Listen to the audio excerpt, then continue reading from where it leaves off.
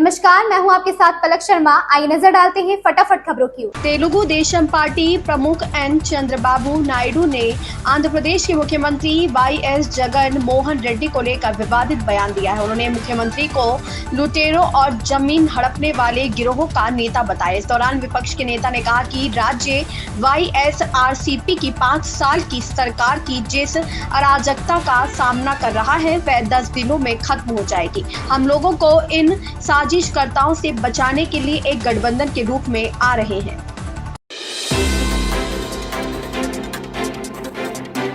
राष्ट्रीय लोकदल के अध्यक्ष जयंत चौधरी ने शनिवार को चाहरवाटी से जुड़ी अपनी स्मृतियों को ताजा किया। चौधरी चरण सिंह का उदाहरण देते हुए प्रधानमंत्री नरेंद्र मोदी की मजबूती के लिए राजकुमार चाहर की जीत को जरूरी बताया। भाजपा विधायक बाबूलाल पर तंज कसते हुए कहा कि उन्हें रालोद ने ही नहीं आगे बढ़ाया और अब उनके लिए रालोद के दरवाजे बंद हो चुके हैं। बदायूं में मतदान से पहले सपा के राष्ट्रीय महासचिव शिवपाल सिंह यादव ने पुलिस पर सपा कार्यकर्ताओं को परेशान करने का आरोप लगाया। उन्होंने कहा कि थानेदार चुनाव को प्रभावित करना चाहते हैं। पुलिस ने सपा समर्थकों के घरों पर छापा मारा तो कई के घरों में तोड़फोड़ की। यहां तक 40 कार्यकर्ताओं को बेवजह थाने उठाकर ले गई। जब जानकारी करने के लिए कॉल की गई तो थानेदारों के सीयूजी नंबर बंद थे। जनप्रतिनिधियों प्रत्याशी का एसओ कॉल नहीं उठाएंगे तो क्या होगा। रात 2 बजे एसएसपी की कॉल रिसीव हुई।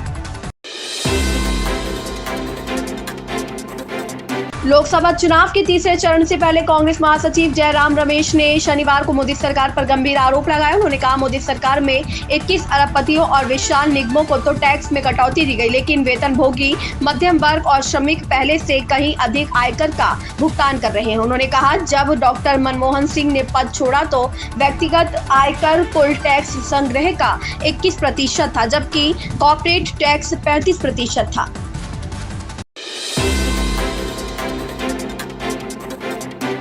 लोकसभा चुनाव के बीच कांग्रेस ने चुनाव आयोग में भाजपा के 3 प्रमुख नेताओं के खिलाफ शिकायत दर्ज कराई है। कांग्रेस ने आरोप लगाया कि भाजपा ने अपने सोशल मीडिया पर एक कथित वीडियो शेयर की है जिसमें अनुसूचित जाति और जनजाति के सदस्यों को एक खास उम्मीदवार को वोट नहीं देने के लिए धमकाया जा रहा है।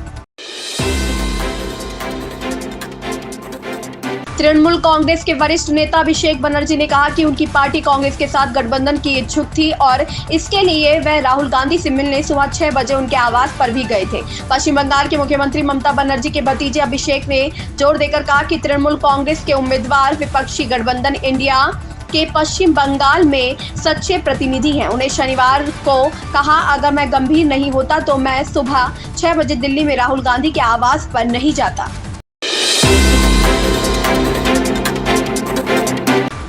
दिल्ली में रविवार को न्यूनतम तापमान 22.7 डिग्री सेल्सियस दर्ज किया गया, जो इस मौसम के औसत तापमान से 2 डिग्री सेल्सियस कम है। भारत मौसम विज्ञान विभाग ने ये जानकारी दी। विभाग ने दिन में तेज सतही हवाएं चलने और अधिकतम तापमान 41 डिग्री सेल्सियस रहने का अनुमान जताया है। भारत मौसम विज्ञान विभाग ने कहा कि सुबह 8:30 बजे आर्द्रता का स्तर 31% दर्ज किया गया।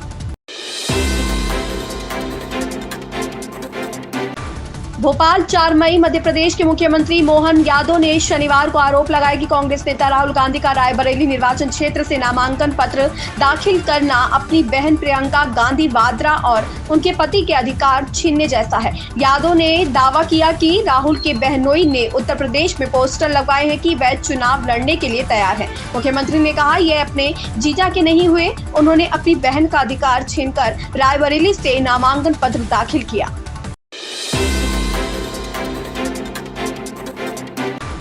करीना कपूर खान को यूनिसेफ इंडिया का नेशनल एम्बेसडर नियुक्त किया गया है।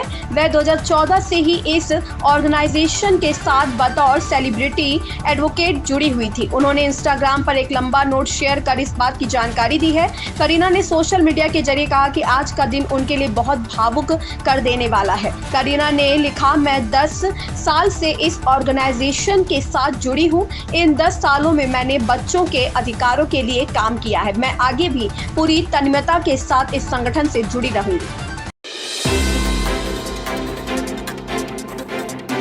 आम आदमी पार्टी के कार्यकर्ताओं ने रविवार को दिल्ली के मुख्यमंत्री अरविंद केजरीवाल की गिरफ्तारी के खिलाफ वॉकथॉन वॉक फॉर केजरीवाल कार्यक्रम का आयोजित किया।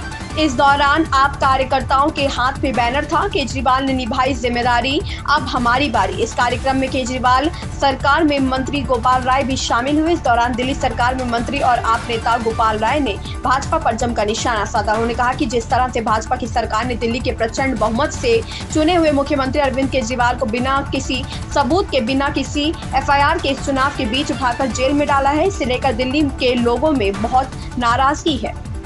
इन खबरों में बस इतना ही। बने रहें हमारे साथ।